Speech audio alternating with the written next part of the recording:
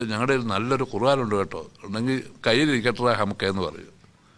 നല്ല ഖുർആനുണ്ടെന്ന് പറഞ്ഞാൽ എൻ്റെ കയ്യിലിരിക്കട്ടെ എന്ന് പറയുകയല്ലാതെ ആ ഖുർആനനുസരിച്ച് അങ്ങോട്ട് ജീവിച്ച് കാണിച്ചു കൊടുക്കുമ്പോഴാ എടാ ഇവന്മാരാരടാ, നിങ്ങളേതാണ്, നിങ്ങളുടെ മതം ഏതാണ്, നിങ്ങളുടെ നിയമഗ്രന്ഥം ഏതാണ്, അപ്പോഴാണ് അന്വേഷിക്കുന്നു.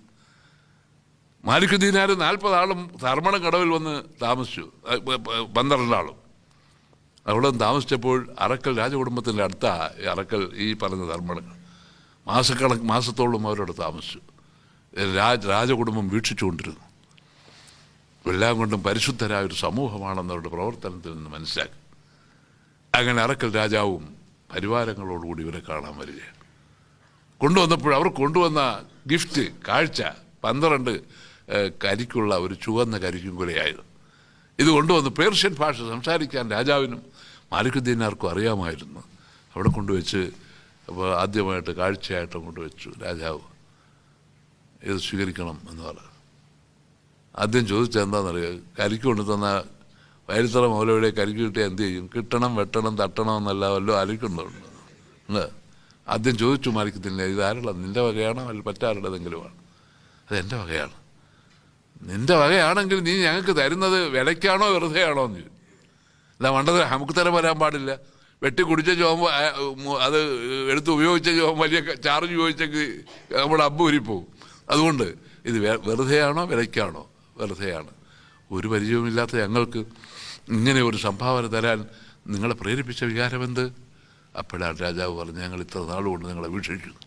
ഇത്രയും പരിശുദ്ധമായ ഒരു സമൂഹം, നിങ്ങളുടെ അച്ചടക്കം, നിങ്ങളുടെ ശുചീകരണം, നിങ്ങളുടെ പെരുമാറ്റ മര്യാദ, നിങ്ങളുടെ അനുസരണ സ്വഭാവം, ഇത് മുഴുവൻ ഞങ്ങൾ പഠിച്ചപ്പോൾ ഒരു ഉത്തമ സമൂഹമാണെന്ന് ഞങ്ങൾ മനസ്സിലാക്കും. അങ്ങനത്തെ നിങ്ങൾക്ക് ഇതിനേക്കാൾ ഉത്തമമായൊരു കുടിനീര് തരാൻ ഞങ്ങളുടെ കയ്യിലില്ല, അതുകൊണ്ട് സ്വീകരിക്കണം. അപ്പോഴാണ് മാലിക് ദീനാർ പറഞ്ഞത്, എന്നാൽ ഞങ്ങളെ നിങ്ങൾക്ക് അറിയാമോ, ഞങ്ങൾ തീവട്ടിക്കൊള്ളക്കാരുടെ തലവന്മാരായിരുന്നു. ഞങ്ങൾക്ക് ഈ സ്വഭാവ വൈശിഷ്ട്യം ഉണ്ടാക്കിത്തന്ന ഒരു അമൂല്യമായൊരു തത്വം ഞങ്ങളിലുണ്ടെന്ന് നിങ്ങൾക്ക് തരട്ടെ. അതിനാണ് വന്നത്. ഷഹാദത്തിൽ അറക്കൽ രാജകുടുംബം ഇസ്ലാമായതിൻ്റെ ചരിത്രം അതാ. അല്ല ഞങ്ങളുടെ ഒരു നല്ല ഖുർആനുണ്ട് എന്ന് പറഞ്ഞാണ്, എന്നിട്ടില്ല ഖുർആനുണ്ട് എൻ്റെ കയ്യിരിക്കട്ടെ എന്ന് പറയും. ആ ഖുർആനനുസരിച്ച് അങ്ങോട്ട് പ്രവർത്തിച്ച് കാണിച്ചു കൊടുക്കുമ്പോൾ ജനങ്ങൾ ശ്രദ്ധിക്കും. അതിന് നമുക്ക് കഴിയുമോ? കഴിയില്ല. അപ്പോൾ അതുകൊണ്ട് മഹാനായ നബി സല്ലല്ലാഹു അലൈഹി വസല്ലം പ്രവർത്തിച്ച് കാണിച്ചു. തൻ്റെ റസൂലുള്ളാഹിയുടെ വീട്ടിൽ തൊട്ടടുത്തൊരു യഹൂദിയാണ്, അവിടെ ഉണ്ടല്ലോ ഈ സാധനം. അവരെന്ത് ചെയ്യും? രാവിലെ ഭക്ഷണമെല്ലാം സകല ഈ വേസ്റ്റും കൂടെ നബിയുടെ അതിർത്തിക്കുള്ളിലോട്ടിട്ടേക്കും, തങ്ങളുടെ മിച്ചത്തോട്. ബീവിമാർ കിടന്ന് വഴക്കുണ്ടാക്കി, ഇതെന്ത് മര്യാദ, ഇത് ന്യായമാണോ എന്നൊക്കെ ചോദിക്കും. സാരമില്ല, എടുത്ത് മാറ്റിയായിരുന്നു. അങ്ങനെ കുറേ ദിവസം ഇങ്ങനെ നടന്നുകൊണ്ടിരിക്കുമ്പോൾ ഈ വീട്ടുകാരനുണ്ട്, ഈ യഹൂദി, അവൻ എന്തോ പറയാൻ വേണ്ടി നബിയുടെ അടുത്ത് വന്നു. ഇവർ രണ്ടുപേരും കൂടെ വർത്താനം പറഞ്ഞുകൊണ്ടിരുന്നപ്പോൾ ഈ അഴുക്കെല്ലാം കൂടെ വന്ന് അങ്ങോട്ട് മിറ്റത്തോട്ട് വീണു. ഉടനെ അയാൾ ചോദിച്ചു, എന്തോ ആയിരുന്നു? അത് നിങ്ങളുടെ വീട്ടിൽ നിന്ന് ഞങ്ങൾക്ക് തരുന്നതാണെന്ന്. എന്ന് നിങ്ങളുടെ വീട്ടിൽ നിന്ന് ഞങ്ങൾക്ക് തരുന്നതാ. അപ്പോൾ ചോദിച്ചത്, എന്നിട്ട് നിങ്ങൾ എന്ത് ചെയ്ത്? ഞങ്ങളെടുത്തങ്ങ് മാറ്റും. ഷഹാദത്തിൽ ഇസ്ലാമിൻ്റെ അംഗമായി തീർന്നു. ഇങ്ങനെ പരിശുദ്ധ ഖുർആൻ എന്താണ് പറഞ്ഞിട്ടുള്ളത്, അല്ലെങ്കിൽ നബിയോട് എന്താണ് അള്ളാഹു നിർദ്ദേശിച്ചിട്ടുള്ളത്, അതനുസരിച്ച് അങ്ങോട്ട് ജീവിച്ചു നബിയും തൻ്റെ സഹാബാക്കളും. അങ്ങനെ ഒരു ഉത്തമ സമൂഹമായി തീർന്നു. ആ സമൂഹമാണ് വെറും 23, 10, 33, 10, 43, 50 കൊല്ലത്തിനുള്ളിൽ വേൾഡ് അവർ കരസ്ഥമാക്കികളാണ്. യുദ്ധം ചെയ്ത ആളെന്ന് നിങ്ങൾക്ക് തോന്നുന്നുണ്ടോ? ഒരു സൂചി കൊണ്ട് ഒരാളിൻ്റെ മേത്ത് കുത്തിയിട്ടല്ലത്. എതിർത്ത് യുദ്ധം ചെയ്യുന്നവരോടല്ലാതെ. അതെത്ര യുദ്ധം? 2, 3 ഖന്തഖ്, ബദർ, ഹുനൈൻ, യോഹദ് 2, 3 ഉള്ളൂ.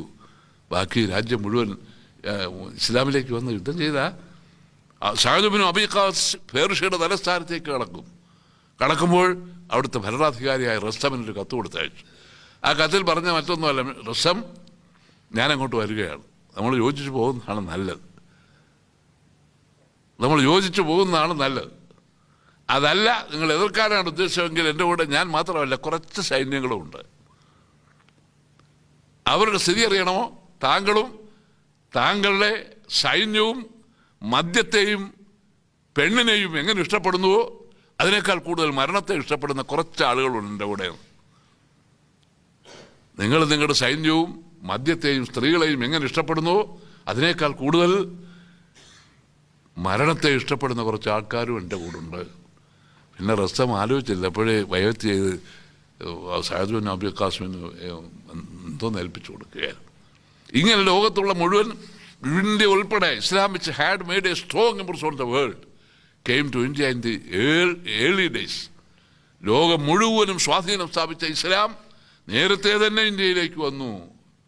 5, 10, 15 പേര് അവിടെ ഇവിടെ കേട്ടോ അല്ലേ വന്നത്. എന്നിട്ട് രാജ്യം ഇഞ്ഞ് പിടിച്ചെടുത്തില്ലേ? എങ്ങനെ പിടിച്ചെടുക്കാൻ ഒക്കുവോ? ലോകം മുഴുവനും സ്വാധീനം സ്ഥാപിച്ച ഇസ്ലാം ഏതോ ആ ഇസ്ലാം ഇന്ത്യയിലേക്ക് നേരത്തെ തന്നെ വന്നു. എന്തുകൊണ്ടുവന്ന്? On the basis of friendship and peace, സമാധാനത്തിൻ്റെയും സാഹോദര്യത്തിൻ്റെയും സന്ദേശവും കൊണ്ടുവന്നു.